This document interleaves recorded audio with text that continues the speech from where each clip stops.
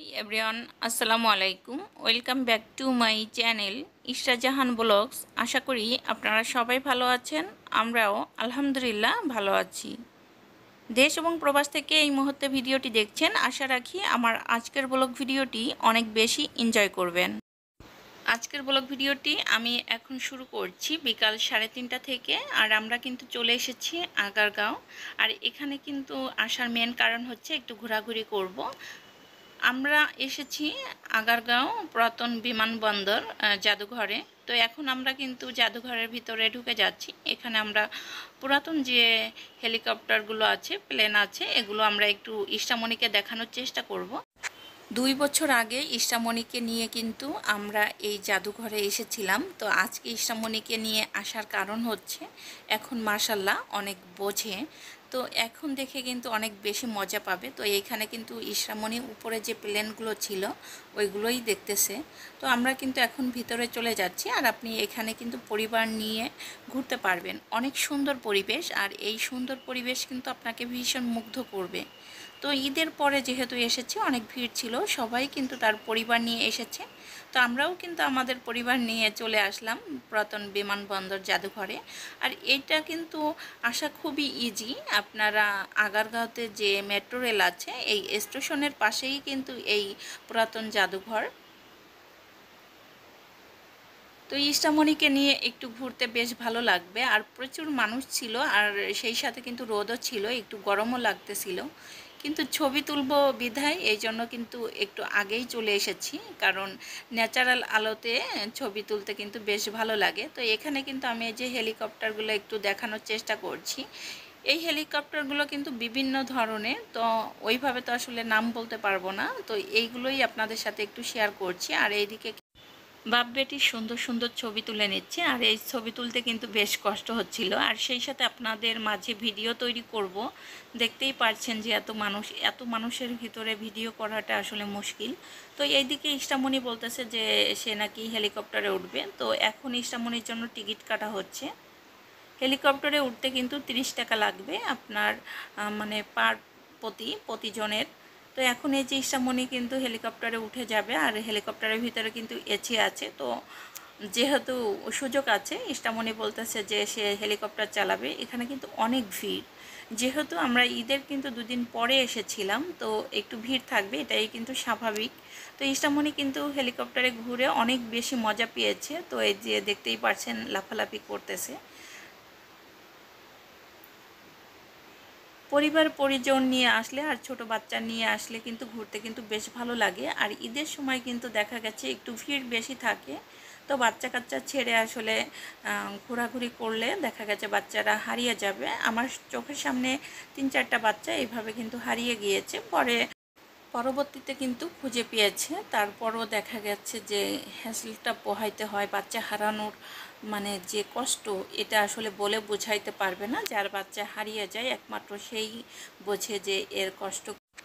এখন কিন্তু সন্ধ্যা ঘনিয়ে এসেছে, আর সেই সাথে কিন্তু লাইটিংগুলো জ্বলে উঠেছে। আর ইষ্টামণি আরেকটা হেলিকপ্টারে উঠেছে। তো ইষ্টামণি কিন্তু আজকে 3-4টা হেলিকপ্টারে উঠেছে, ওইভাবে আসলে ভিডিও করা হয়নি। তো 2টা হেলিকপ্টারে কিন্তু উঠেছে, আমি কিন্তু সেটাই আপনাদের সাথে শেয়ার করছি।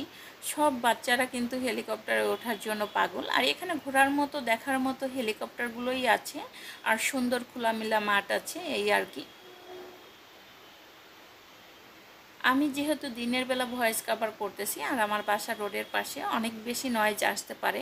সবাই প্লিজ ক্ষমা সুন্দর দৃষ্টিতে দেখবেন। তো অনেক ঘোরাঘুরি পর এখন কিন্তু খাওয়ার পালা। তো ইষ্টামণি তো হাঁপিয়ে গেছে, আর সেই সাথে তার বাবাও। তো এদিকে কিন্তু দুজন আইসক্রিম নিয়ে নিচ্ছে। আমার যেহেতু শ্বাসকষ্টের সমস্যা আছে, আমি কিন্তু আইসক্রিম খাবো না। আর আমি কিন্তু প্রচুর ঘেমে গেছি, আর সেই কারণে আইসক্রিমটা আমি খাবো না। তো তোমাদের ভাই বারবার বলতেছিল যে একটা আইসক্রিম খাও, কিচ্ছু হবে না। তো কষ্টটা আমার হয়, এই জন্য আমি বুঝি যে একটু খাওয়ার থেকে না খাওয়াটাই কিন্তু বেটার। তো এদিকে কিন্তু বাপ বেটি আইসক্রিম খাবে, সেই আনন্দতে ইষ্টামণি লাফাচ্ছিল। পরিবারের সাথে সুন্দর একটা টাইম কাটালাম, অনেক বেশি ভালো লেগেছে। আর সেই সাথে আমি ভিডিও করতে পারছি, এটা আমার কাছে আরও বেশি ভালো লাগছে যে আমি কিছু ভিডিও ক্লিপ আমি ক্যামেরা বন্দি করতে পারছি। সন্ধ্যার এই পরিবেশ কিন্তু আমার কাছে অনেক বেশি ভালো লেগেছে, কারণ হচ্ছে ঝিরিঝিরি বাতাস হচ্ছে আর সেই সাথে পরিবারের পরিজন নিয়ে আমরা কিন্তু এই খোলা মাঠের নিচে আছি, উপরে আকাশ দেখতে কিন্তু বেশ ভালো লাগছে। আর সেই সাথে ওরা দুইজন আইসক্রিম খাচ্ছে, সব মিলে কিন্তু একাকার। আমি কিন্তু ভীষণ মুগ্ধ এই পরিবেশে। তো এদিকে কিন্তু আইসক্রিম খাওয়া হচ্ছে আর দেখলাম যে হাঁড়ি ভাঙ্গা হচ্ছে। তো এইখানে মূলত হচ্ছে 2টা কোকাকোলা দেবে, সেই সাথে আপনি বিভিন্ন রাইডে উঠতে পারবেন ফ্রিতে যদি হাঁড়িটা ভাঙতে পারেন। তো এদিকে কিন্তু হাঁড়ি ভাঙার জন্য 50 টাকা নিচ্ছে। তো অনেকেই কিন্তু এই হাঁড়ি ভাঙার প্রতিযোগিতায় নেমে পড়েছে। তো একটু দেখার পরে এই যে আমরা কিন্তু বের হয়ে যাব। অনেক তো ঘোরাঘুরি করলাম, এখন তো খাওয়ার পালা, ক্ষুধা লেগে গেছে। আমরা কিন্তু বেশ খানিকটা সময় এসেছিলাম আর নিজেদের মতো করে একটু থাকারও চেষ্টা করেছি। আর সেই সাথে ভাবলাম যে আপনাদের সাথেও একটু ভিডিও করি, ভালো লাগবে শেয়ার করতে পারলে। তো এখন কিন্তু আমরা এই যে বের হয়ে যাচ্ছি আর এটা হচ্ছে আগারগাঁও যে মেট্রো রেল স্টেশন আছে সেইখানে। তো এখন কিন্তু আমরা মোহাম্মদপুরের দিকে চলে যাচ্ছি আর মোহাম্মদপুরে আমার বাসার পাশাপাশি একটা বিরিয়ানি হাউস আছে, তো ওইখানে কিন্তু খেতে বেশ ভালো লাগবে। তো আমরা কাচ্চি খাওয়ার জন্যই চলে আসলাম এত দূরে।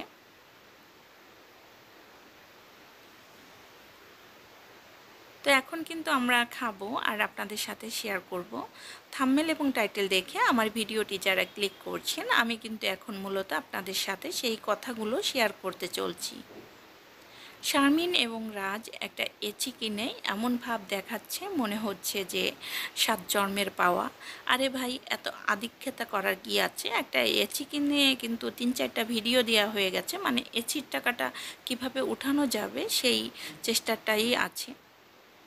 তো ওরা যেহেতু ভিউ বাণিজ্য করে, কিভাবে ভিউ বাণিজ্য করতে হয় সেটা কিন্তু খুব সহজে জানে।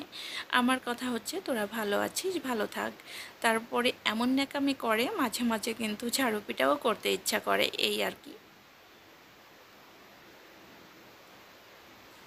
তো শারমিন কিন্তু মিমকে ফলো করতেছে, মিম যা যা কিনতেছে শারমিন কিন্তু একে একে সেইগুলো কিনতেছে, মানে একটা প্রতিযোগিতা শুরু হয়ে গেছে শারমিন আর মিমের মধ্যে। কিন্তু হিংসামি অনেক বেশি। মিম আসলে শারমিনকে অতটা হিংসা করে না, কিন্তু শারমিন কিন্তু মিমকে প্রচণ্ড হিংসা করে। তো মিম যেহেতু ঘরে কোন কোন আসবাবপত্র কিনেছে এটা কিন্তু শারমিন মিমকে ফলো করে। আমার কাছে কিন্তু এটা ভালো লাগে না। আমি কি করব সেটা আমার ইচ্ছা। আমি কাউকে ফলো করতে কিন্তু একদম পছন্দ করি না। আর এইদিকে কিন্তু আমরা মজার মজার খাবার খেয়ে নিলাম আর আপনাদের সাথে ভিডিও আকারে কিন্তু শেয়ার করলাম। এখন কিন্তু পেমেন্ট দেওয়ার পালা। তো আপনাদের ভাইয়া কিন্তু বিকাশে পেমেন্টটা করে দিবে। আমার আজকের ব্লগ ভিডিওটি আপনাদের কাছে কেমন লাগলো অবশ্যই জানাবেন। যে সকল ভিউয়ার্সরা এখনও পর্যন্ত ধৈর্য ধরে আমার ভিডিওটি দেখেছেন তাদেরকে অসংখ্য ধন্যবাদ। একটা লাইক দিয়ে আমার চ্যানেলের পাশে থাকবেন। নেক্সট ভিডিওতে আবারও দেখা হবে। ততক্ষণ পর্যন্ত ভালো থাকুন, সুস্থ থাকুন। আল্লাহ হাফেজ।